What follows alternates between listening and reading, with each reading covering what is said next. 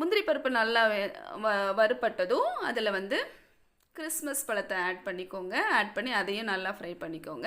இப்போ 2 ஃப்ரை ஆனதும் இதில் வந்து ரவையை ஆட் பண்ணிக்கலாம். ரவையை ஆட் பண்ணி ரவையும் நல்லா ஃப்ரை பண்ணி எடுத்துக்கணும். பாருங்கள், இப்போ ரவை ரெடி ஆயிடுச்சு. இப்போ இதில் கொஞ்சமாக ஏலக்காய் பொடி பண்ணி ஆட் பண்ணி நல்லா மிக்ஸ் பண்ணிடுங்க. இப்போ நம்ம 1.5 கப் அளவு சீனி எடுத்து 1.5 கப் தண்ணி வச்சு இதை வந்து பாகாக காய்ச்சி எடுக்கணும். இந்த பாகு வந்து ரொம்ப கம்பி பதத்துக்கு வரணும்னு இல்லை, ஓரளவுக்கு கம்பி பதம் வந்தால் போதும். இப்போது வந்து நீங்கள் என்ன பண்ணுங்கள், அந்த ரவை வந்து ஓரளவுக்கு ஆறி போயிருக்கும் இல்லையா, அந்த ரவையோட இந்த சீனி பாகை கொஞ்சம் சூடாக இருக்கும்போதே அதை கொஞ்சம் கொஞ்சமாக ஆட் பண்ணி அந்த ரவையை வந்து நல்லா மிக்ஸ் பண்ணிக்கணும்.